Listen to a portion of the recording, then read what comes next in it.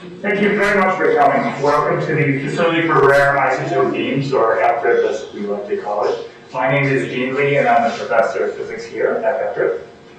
This public talk is part of an initiative at FRIB called the Advanced Studies Gateway. The purpose of the Advanced Studies Gateway is simply to inspire people. We bring together researchers, educators, innovators, creative thinkers, artists, and performers from all fields and strengthen ties between Michigan State University and the community at large. Today we're very happy to have a very good friend of mine for a rather long time, Evgenia Sendova. She is an associate member of the Institute of Mathematics and Informatics at the Bulgarian Academy of Sciences. Her research includes the development of computer microworlds and models for integrating learning and creative processes. Her main professional interest is in using information sciences for teaching mathematics, languages, music, science, and arts, especially in the context of gifted education. Since 1997, she has been teaching at the Research Science Institute, which is a summer program for high school students with special interests in mathematics and science. It's organized by the Center for Excellence in Education, and it's hosted by the Massachusetts Institute for Technology. Now, before beginning today's program, I would like to take care of a few administrative items. If you turn to your program booklet, at the back you'll see a website link where you can sign up for the email list for these Advanced Studies Gateway events. The other thing I should mention is that in the rare event of emergency, you should just exit through the doors through which you came before. And the last administrative item is to remind you to silence your phones if you haven't done so already. Now it is my great pleasure to introduce Evgenia Sendova. Thank you very much. Thank you to all the organizers, and especially to my friend Dean. This was a great surprise and pleasure to see two people I know from '97 in the context of the program Health Talking about student journals. Jim Lee and Ashley, then writer, now with another name, and probably have their input on the significance of this program in their life. So, coming from a small country, I enjoy a great environment for work, a room where you see beautiful mountains, and where you have a lot of people coming to a place. But before that, I drink my cup of coffee, trying to check what great mathematician Paul Erdős once said, that coffee is a device for turning theorems. Mathematician is a device for turning coffee into theorems. So I can't prove to myself that I'm a mathematician, but at least someone who appreciates mathematics and the joy of sharing my work for with students and colleagues is what I can prove to myself every day, thanks to the coffee. Maybe not so much for American coffee, it's only for lemons, my colleagues say. So here you see artifacts produced by teachers I'm working with and students, and their students, and my range of students is from 6 to 66 at least. Now let's start with a question. The kids enter something as question marks and given as periods. What should it be put in the role of f of x? What do they enter like question marks and leave as periods for kids? And the great educator said, school, of course. And a continuation of that would be that later on they go to the university and feel like exclamation marks. You may be ready for starting the job today.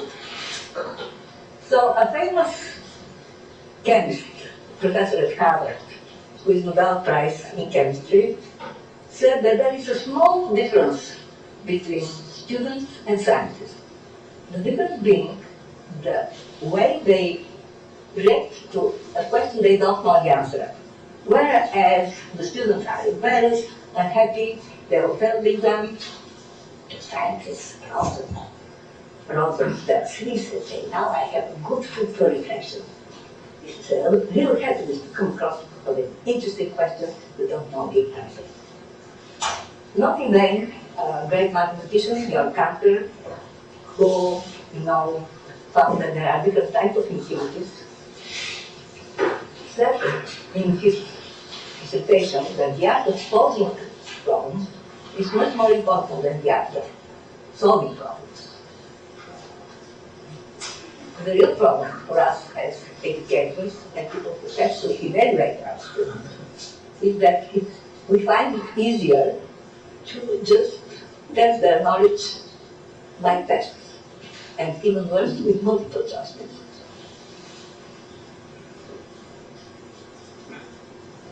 And you know that answer is not about answers, especially not a single right answer. And it's much better to develop the ability of students to act like scientists, to put them in the shoes of scientists, instead of teaching them about math, about science. One natural way to solve the problem is to create environments where they could explore, could make experiments, could formulate hypotheses, and more important even, to act with their teachers as a research team. These are pictures from authentic European project where kids, in this case, were using a program Punto, in which the programs were like robots doing something to infinity until you formulate end of the cycle.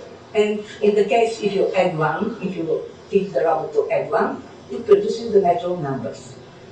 In this context, the kids were challenged to create their own sequences and challenge the professors to guess the rule behind the numbers. And here you see real professors really wondering what the rule is. So when a single person says, I know that I know nothing, he's a genius. If two people say the same thing, this is silly. But if three people say, I know that I know nothing, an educational reform is needed. The thing is, what we mean by educational reform? For many people, when they count the number of computers in previous times or the number of whiteboards nowadays and create an environment like this, they are happy because they can report on the knowledge they have introduced themselves. But we rather are looking for an environment where kids could discover or even rediscover certain phenomena, be it with computer or not necessarily. And this is really a challenge, especially in the case of mathematics, which, unlike the physics or biology, where people have labs to do experiments, in mathematics, still the appearance of the computers, this was not an easy thing to materialize abstract ideas. With this intention in mind, some 40 years ago, a research group on education was created in Bulgaria as a joint effort between our Ministry of Education and Bulgarian Academy of Sciences. The main principle of this program being integration in school subject and also learning by doing. As you see here, although it's in Bulgarian, but you might recognize some of the Bulgarian letters because some of them are similar to the Greek capital letters, so logo is what is there, Informatics is to recognize. And you see a unique tool today, I would say, textbook called Language and Mathematics, where we have three natural languages, Bulgarian, Russian, and English, learn together with mathematics as a formal language and with local computer language as a formal but also a disputable language, where kids could see the direction of their programs and get a feedback from the computer, acquiring the feeling that they are the ones teaching the computer, not that the computer tests them. A very important psychological thing. So here you see a picture this time.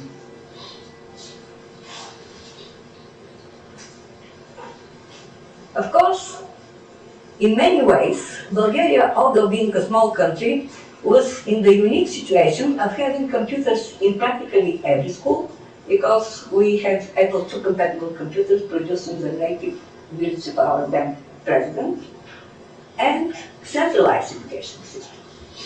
So these two conditions were very challenging because, as we know, society do not necessarily choose the smartest thing to do with computers. And here is a cartoon from our textbook showing this. Two fools trying to solve the problems draw a triangle by means of computer only.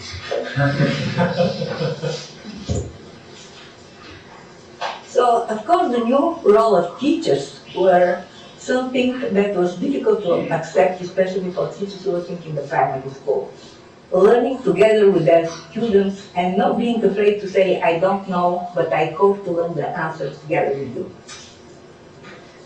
So these are scenes of teacher training course. I don't like the word training, it's rather educating, I would say, because you share with them and you learn together with them.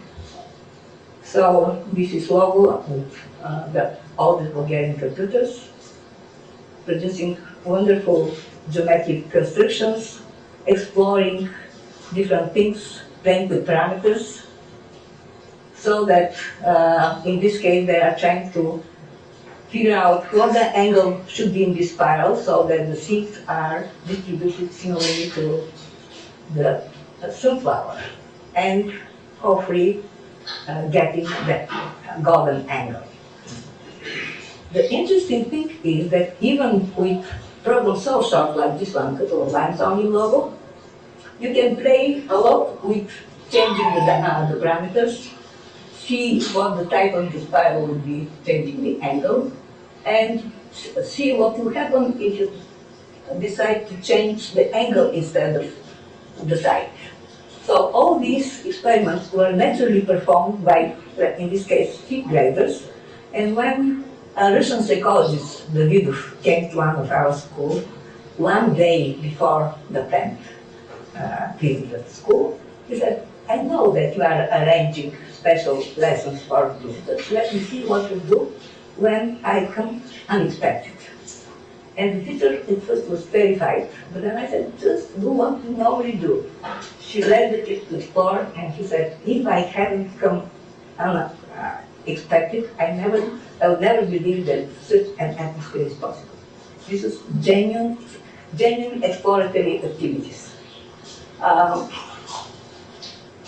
The thing is that you are in situations when you don't say, what is the next problem I have to solve? One of 100 similar problems, as we normally do in primary classes. Here the kids, some of them have decided to model painting by Vasarely. Some decided to do these wonderful spirals with clips, and one of the people present here even showed to me that this is possible to do even with pencil and rule on, not necessarily with a computer. One of the products we are proud in this context is the, let's say, grandmother of what is now known as GeoGebra system, when you can create geometrical constructions in Euclidean geometry and make a lot of experiments, changing just a small line in a logo-based problem. What is really nice in this case is that you see not only students but also teachers posing their problems, making hypotheses to us, the researchers, also creating, formulating inference, and making their students proud of the fact that their teachers are not just conveying what is in the textbook, but really creators, curriculum, if you like. So what was the effect of this experiment as a whole? It was ended in '89, which is the year of the democratic government, who said that nothing that was conceived during the socialism should be continued by the American educational system.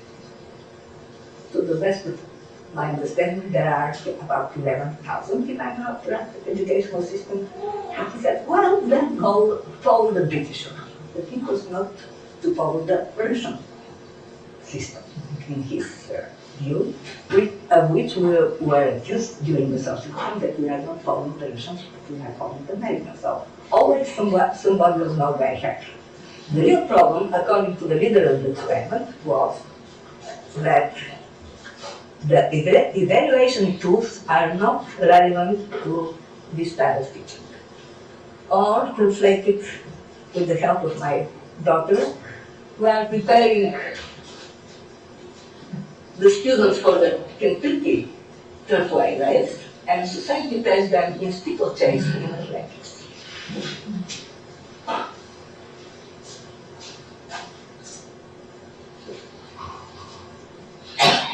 At least some of the ideas that was valuable in this experiment, like the fact that information technology shouldn't be the object of study, but a means of expressing ourselves and learning by doing principles, were kept in serious activity projects from the that you see here. Talking about computer science, do you agree that this is not the best way to coin the term field? Nobody calls astronomy telescope science. We call it informatics.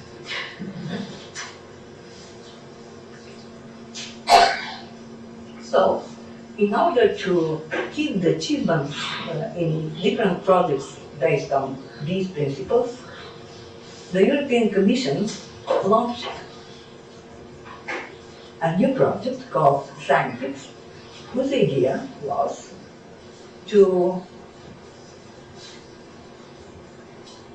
maintain the good achievements of the projects evaluated by experts as good and their resources.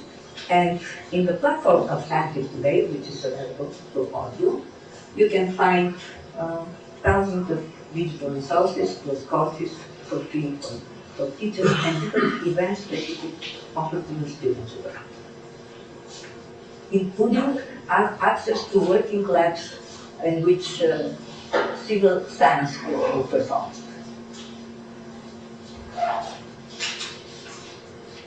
These are a couple of activities my institute is performing. I'm the coordinator on the Catholic Institute, which is serving as a national contact point. And I'll give you some examples of activities we are doing within this project. The key word of all the projects our institute has been involved in is inquiry-based learning, which is not uniquely defined, but at least several levels are identified. The lowest being we know the result and we are reproducing it, till the highest one, which is students posing their own problems and trying to find a method which is novel in a certain way. So the colleagues I'm working with are mainly working with students at this higher level. Using novel methods to reach and open problems. Even starting with such a well-known notion like symmetry, we introduce it in a way which is quite boring for big part of the students. So we try to challenge them to see it in different contexts. For a musician, this would be easy to see that what is, please help me to see this, that the human time is doing. down, where I'm from. Yeah, the singing properly. So if you just select it according to the line, it happens to be one of the variations of a harmonic. So just making a simple graphical reflection, which for musicians would be obvious as symmetry, for someone who is not trained that way, it's difficult to grasp. Similarly, with a lot of elements in dancing and art crafts, in ceramics, let's say. This graph is taken from 18th century critics who explains how the story should go with a climax.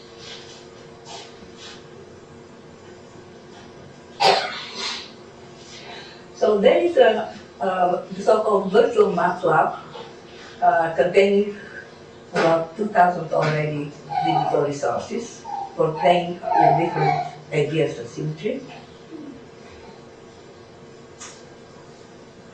And for the physicist, it might be interesting to see that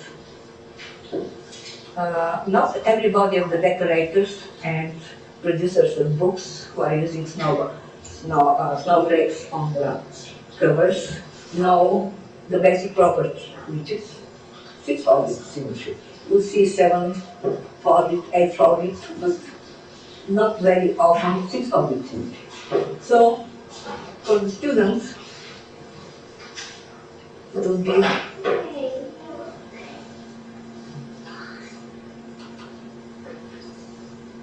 not simple to see here. Okay, so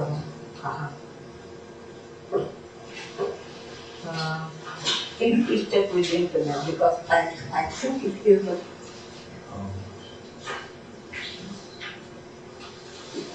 It's not very good. If you can enter, just you could use it yourself. The thing is that you have pictures, real pictures of snowflakes, thousands of them, and you can use the geometrical construction to fit the corresponding picture.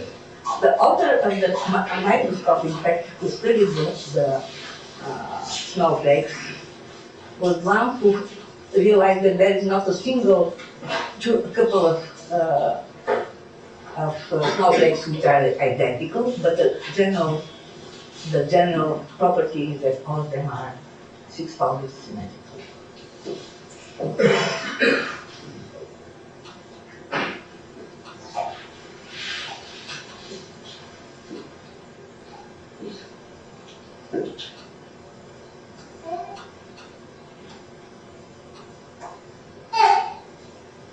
Another interesting activity which normally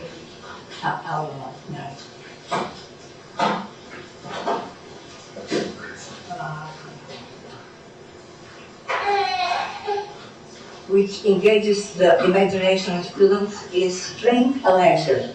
You have come across this amazing Dutch artist who creates the most challenging installations of the plane. And especially for this one, he started with congruent figures, ages and demons, and he needed to convey the idea of infinity, that easily would go to infinity, and didn't have the right mathematical tool. So he consulted Coxeter to ask if there is geometry which could help in this case. And that's how he learned about hyperbolic geometry. So this is what we call fractal already. So what we do in our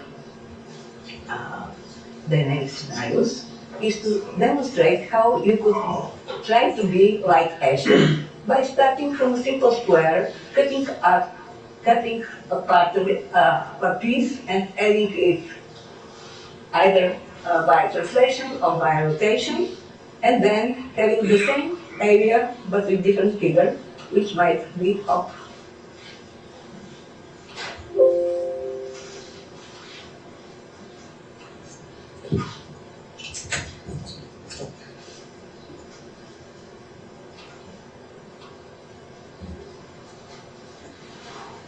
So this is a dynamic demonstration of, again, again, it goes from my computer. So the idea of putting a piece, translating it or rotating it to get something that potentially would work for creating their own destination. That is a very simple figure.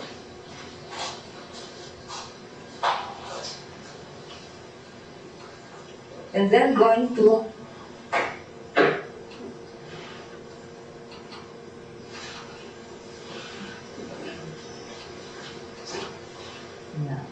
I have to do that.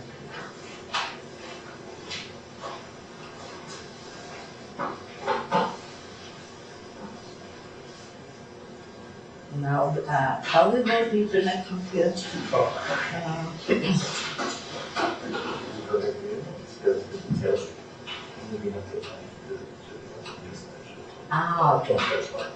Okay, so that's the thing. So, can you please come to help me? So you move the green dot and see what happens. Just catch drag. Yeah. So what you see is that all the figures, there are 7 points which are obeying translation or rotation. And now by playing with these dots, you can create your own figure animation. And when the students would like to create a profile, let's say, of their face, they'll need more dots. And they will add the dot because the file is transparent, they could edit it appropriately.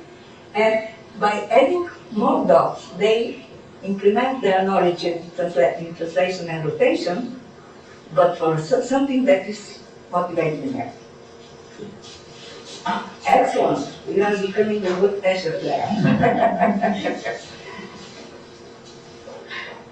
Okay, thank you very much. Okay.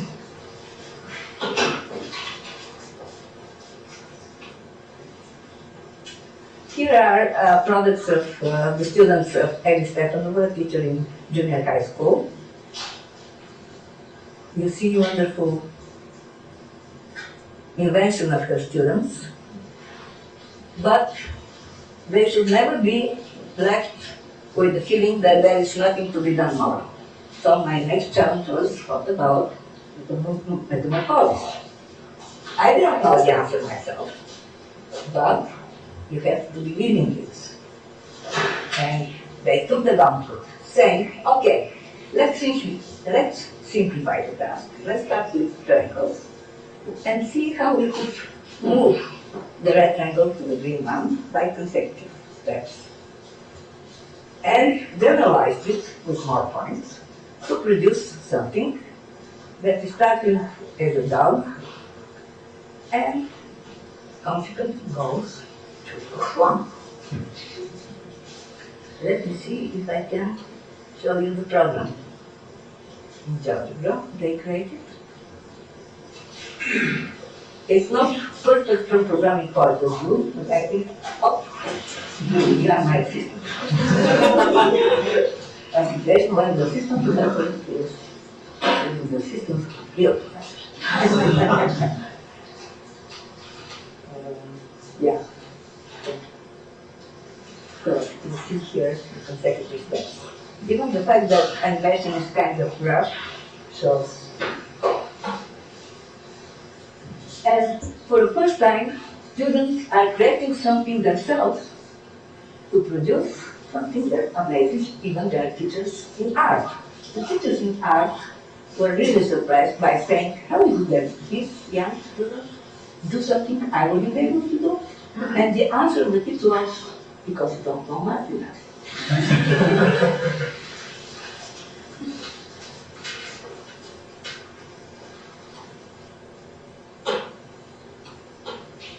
Okay, I think we are done with the internet information.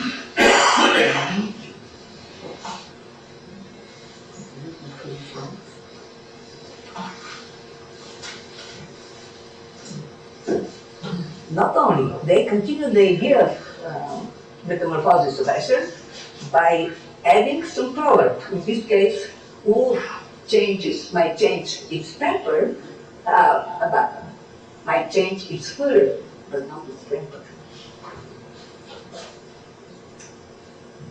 And now, coming back to two programs, one in Bulgaria, inspired by the one in the States. The Bulgarian program is called High School Students Institute of Mathematics and Informatics, founded in the year 2000, the year of mathematics. These are the sponsoring organization, and the inspirational one is Excellence of Center of Excellence in Education, which jointly with MIT organizes the RSI program. It's a science institute. The main events in our sister program deal with presenting projects at two conferences, one in winter and one in spring. The kids are working during the year under the mentorship of their teachers, mentors, colleagues from the institute, present their projects, out of which 16 are selected to be candidates for RSI. There is a summer school lasting 3 weeks where they work directly together as with mentors. And the best thing is making several generations of mathematicians and informaticians who really discuss open problems in indoor and outdoor. The interview for RSI is not very typical.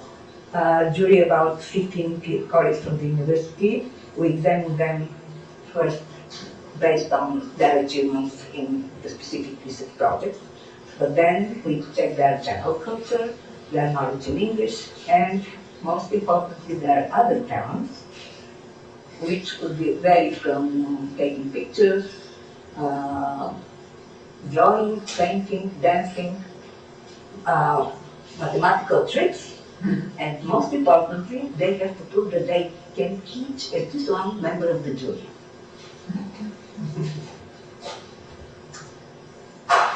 So here is the emblem of logo of RSI, a program difficult to describe by word, which is one of the challenges in the summer book. The founders are Admiral Recover, who is there, as you know, inventor of the nuclear submarine, a Jewish immigrant from Poland, and his right hand, John Ginaro. Mike Banstero is another enigmatic figure. He's kind of a mother to the alumni, always maintaining connections and helping them in their life. And the staff, which is a director in the middle, Dr. Evgenia Sendova, director for the last 2 years, with the two most experienced, I would say, not old mentors, more than 20 years already at our side. John Rickert, professor of mathematics, is living 1 year at the academy, 23, this was my 22nd year, and young tutors, 3 this year. There are 6 counselors who are 1 or 2 years older than the students. The tutors officially have to prepare their students for presenting their research in written and oral form. But I see myself especially as making a psychological oral, because they have a lot of things to share that are outside of their academic achievements. You have to be read about in many ways. Mainly with saying, I don't know, but let's think together. In my group, I normally have at least half of the 17 kids, international students. And the normal beginning is with introducing ourselves, trying to draw the boundaries of our countries. Then our name sounds in our native language, in some cases native alphabets, and of course a wish to get at the problem. All my classes start with warming up problems. I share this with some of you ideas for some of them, and I'll need an assistant first.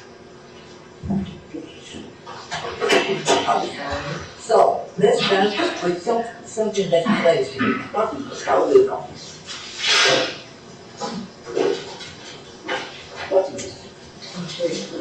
If you may answer as a first grader or as a professor in physics. I accept all answers. What is it? Come on, you became my professor in physics.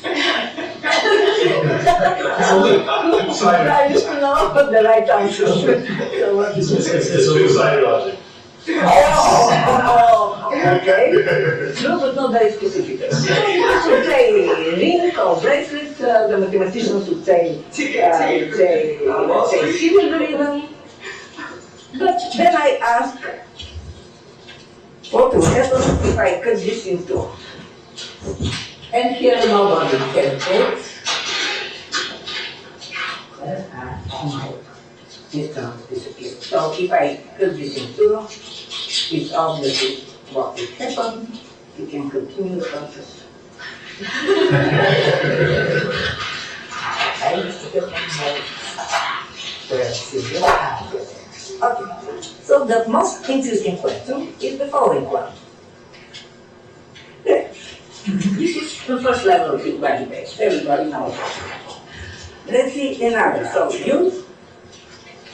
we have two of those objects, double-sided objects, in perpendicular doing, and we start cutting them in the middle.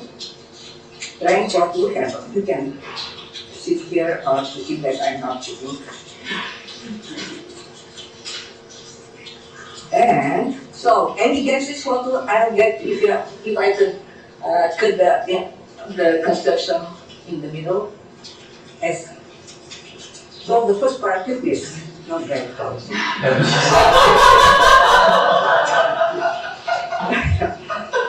Let's see what will happen if I continue. Any guesses? Any guesses? Very close. Everybody guesses. Yeah, quite unexpected. Now we continue the game. We have something that is called yeah, everybody knows. Excellent. So you try to cut this. So if I cut it, if I cut this in the middle, what will happen?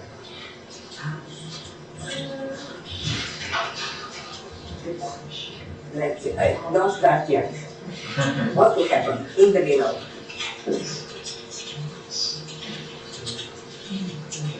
In the middle, this is very interesting. Wait a minute. So, one piece, which I heard in some churches are using to solve the unit. But, is it the same if we cut in 1/3, start here, and cut 1/3 until we can? So, what is strategy is very good to play with the kids. What will happen if we change slightly the initial condition? If we cut 1/3 or 1/4 or 1/5, there is a very interesting pattern appearing. Worth investigate. And then coming back to the original problem, but this time with two values. Guesses. How many things I will get? And figure out. I always scramble because it depends on the direction I have both the values. Just in case I saved a solution that I managed to do at home. This is the first part.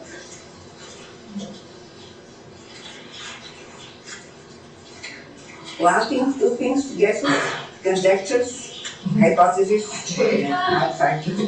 Not a square. Very good. That's one of the parts. With slightly bigger imagination, you can give it to your beloved on 40th. So these are, should be like, I think here I made slightly more beautiful. Yeah.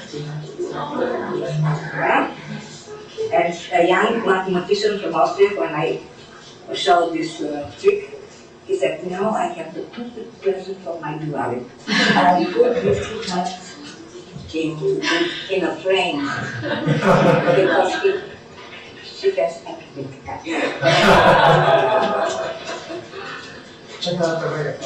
So in the case of one third, see two pieces, and then you have to investigate the surface, the length, there are interesting patterns. Continue with the fractions of different sizes. So no matter how great the computer is for exploration, sometimes paper can do it.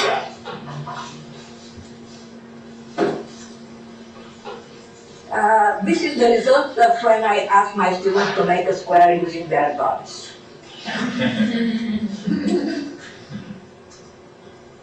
So how do we help them how to learn to do that?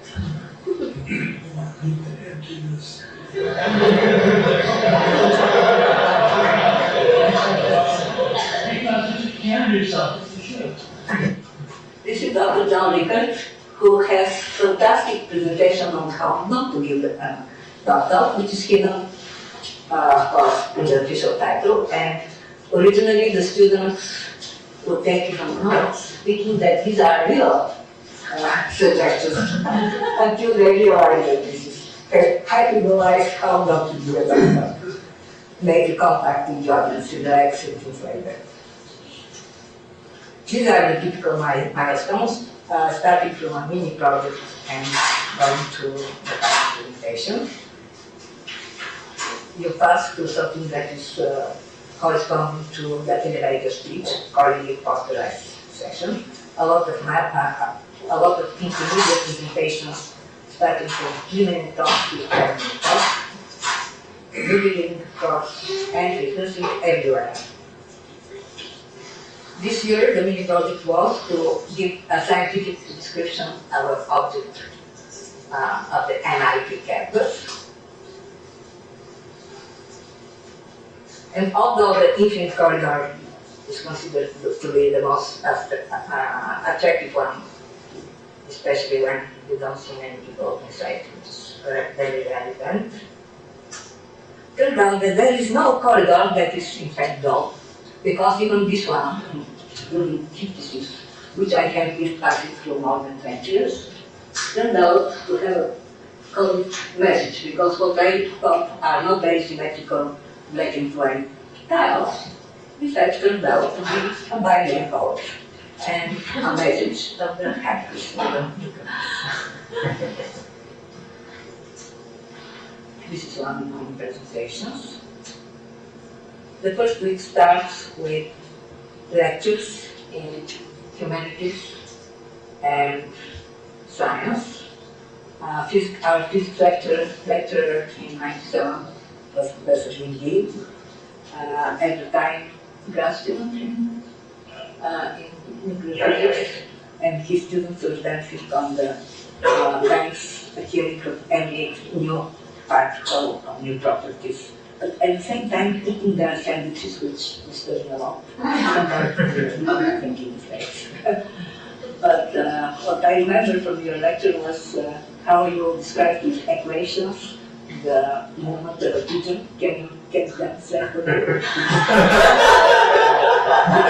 Exactly this movement is really a challenge to describe. In mathematics, these recent years we have Professor Chris Skinner, who now teaches at Princeton. He was a student in '88, even at the time he won Intel, which is a big deal. I think actually has the same our first prize in Intel, right? And in fact, it is Westinghouse with the and here, he normally talks about the proof of Fermat's theorem, because he was invited by Andrew Rouse to help him in the last year editing and fixing the error in the proof. And I occasionally ask him how he feels when he has solved a very difficult problem, very time-consuming, difficult problems. Does he feel great, was my question. You know, after you have solved something, particularly something you thought about for a while, and then you realize, and you find the answer, now that you've seen it, it seems kind of simple, and you sort of say, how could I be so, yeah, so I think actually, it's not so healthy for us to use, why could I be so stupid now? I will tell students. It's much better to tell yourself how great I am. He said that he never feels great because, of course, he feels certain satisfaction, but the surprise that he has been so stupid is bigger. Not to see the honesty. Now, Marcus has been here. He's famous not only as a mathematician, but as a composer of two operas and also improvising on films given by the students.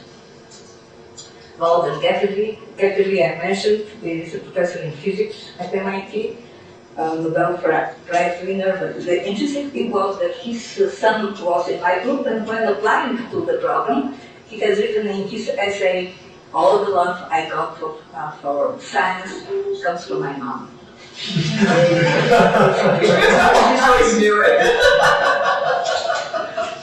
Even most impressive is that his son is now producing organic chocolate, and his father says, I'm so proud of my son because he followed his ambition, his goal in life to do something he loves, and I encourage you all to, whatever you do in life, to do it with passion and love. The best message I've ever recorded. Another student who are very excited, who is now a computational geometer at MIT, started producing what is known like geometrical sculpture by a pure being bored. He said, once I felt so bored that I started playing with clips and wanted to make a flat surface of clips, but they didn't obey, and also they started curling, and I said, okay, let you take the shape you like. And let's call some very interesting shapes appears that maybe have his name one day. And now he's doing a lot of workshops with kids on producing these wonderful mathematical objects. That's it, and very stable. So what he says is that for him, science is getting cool things on the way of failures, and the other advice he gives is, no matter what your goal is, find time to smell the roses along the way.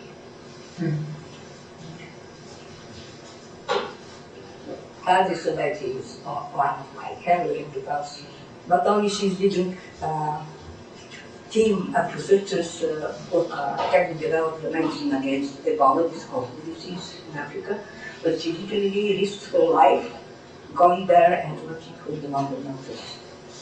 At the same time, she's an rock star and composer of rock music. What happens before and after lectures? A lecture is never just this hour. The most important things happen before and after. Before, in the MIT canteen, eating a sandwich and discussing life. After the lecture, answering questions until the kids have some questions. Even in the street while waiting for the bus, continuing the conversation. And even singing with them.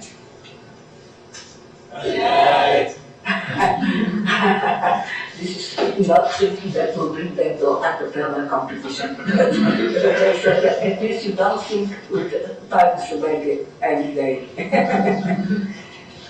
The mentorships start with the so-called mentor night, where you see people, young fathers even. This is a Somali who has a 1-year-old baby and has 3 students as mentees. Work in science, and rehearsals in every possible setting. Mathematical breakfast here Scott Congress describes the structure of a bookmark paper as symphony microcopy. How that was even appearing at the expectation for the graph finality content. Rehearsals indoor and outdoor, here we see students on stages, on the cons. The thing is to make them feel that they do not depend on the computer. Which has happened. Sometimes computer system works and they don't know what to do.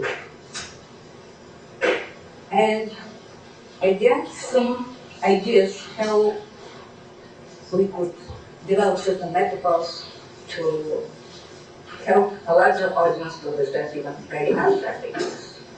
This is a student whose paper was so rich in knowledge about mathematics that his mentors told me this material is ready for 2 professional publications. And his paper was one of the best, but he got what he described as panic attack before the oral presentation. Why?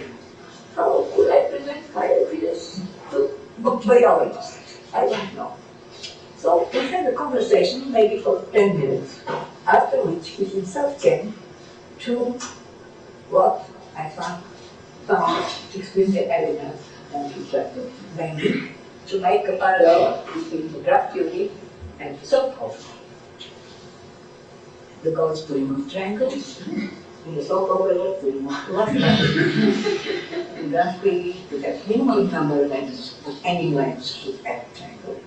Whereas in solve over, any new relationship should introduce a triangle.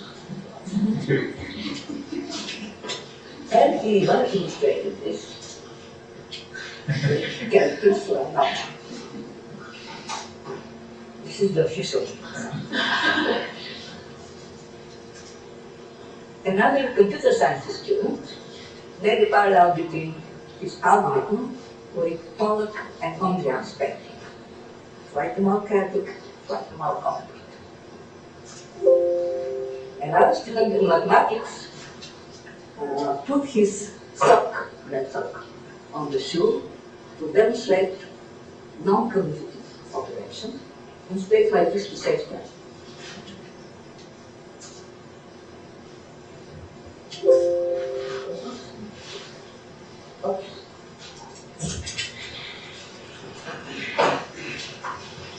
Yes. And my famous metaphor is by a Japanese mathematician who had to translate this wonderful mathematical statement into more everyday life statement. So 2D random walk is occurring appropriate to be typed for either a discrete or continuous case, whereas in higher dimensions, random walks are not. Maybe quite clear for functions, but here is usually an altitude statement. A third man will find his way on dimension. A second man may get lost.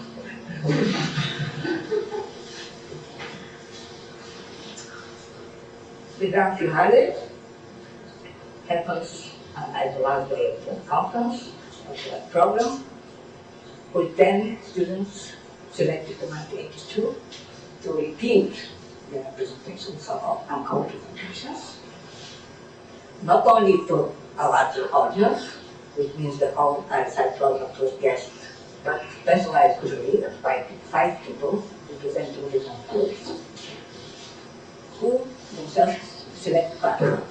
So these are 3 of the best presentations here. The common feature of all these pictures that they share their joy of their research. Or to summarize, this is a student in physics, Dylan, how he starts with presenting himself, a student from New Jersey, to the milestones, the poster-less poster session, mentorship and physics department when they started discussing this project with all his mentors. And finally, grad students arrived the continued discussion until reaching very interesting open problems in physics.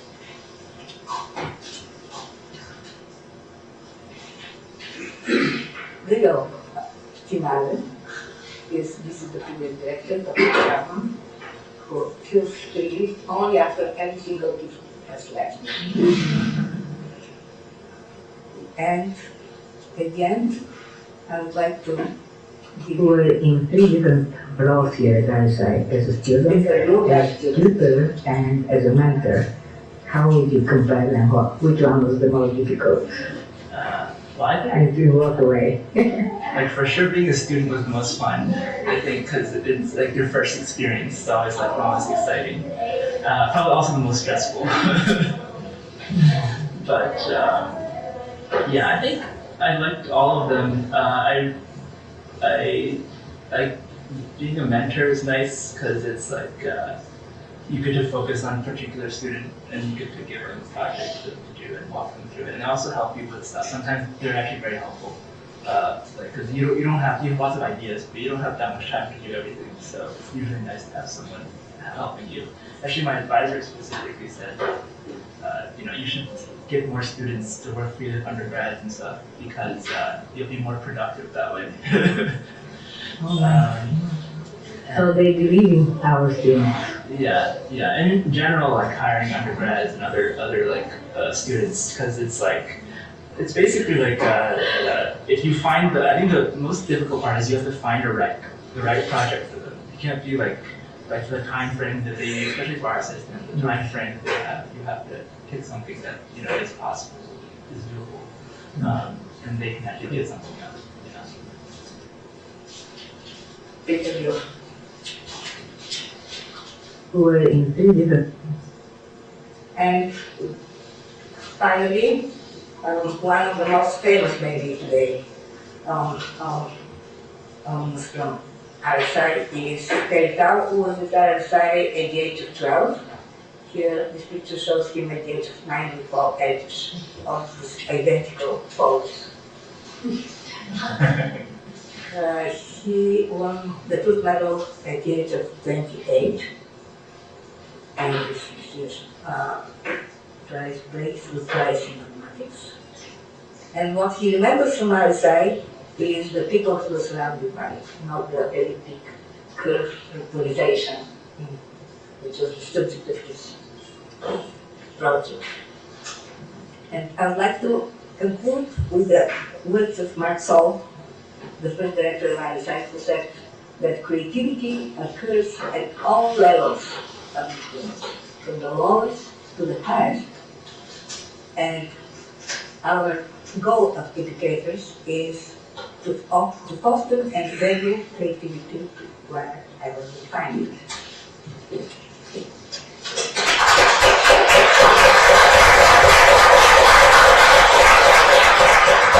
Thank you very much, Jenny, for a really creative and entertaining talk. So, for your questions. Can you read that website again for the scientific? Scientific, SCIENTIX.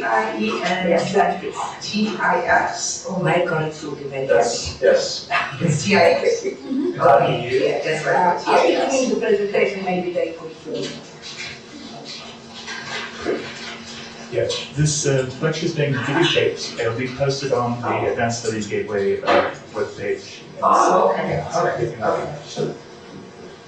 Yeah.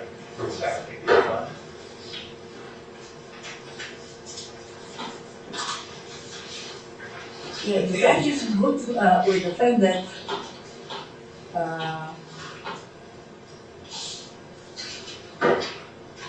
you have virtual and real lab, which could give access to you and your students to participate in real activities, like measuring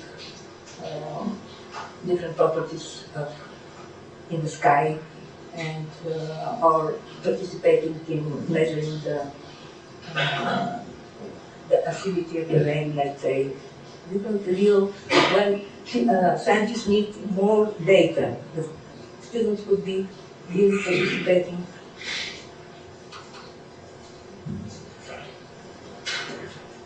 Yes. All right, are there other questions? Actually, I've got a question, Jen. So, because I know our RSI, I'm wondering how we handle the case where a student thinks they know everything and they need to be humbled. How do you handle that? This is so funny that you mentioned humble because this is what I didn't know. Maybe because I'm not the one. So I asked an American student what is the meaning of humble. Somehow I missed it, related.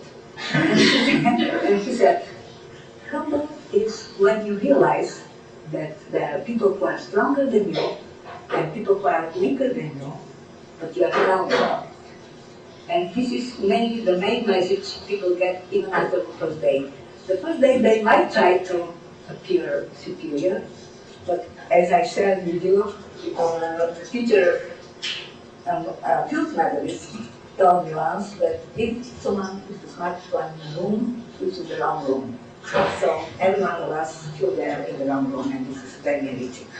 My students believe that I'm richer than Bill Gates, and this is true because the students are them. Okay. Well, let's thank Jenny once again.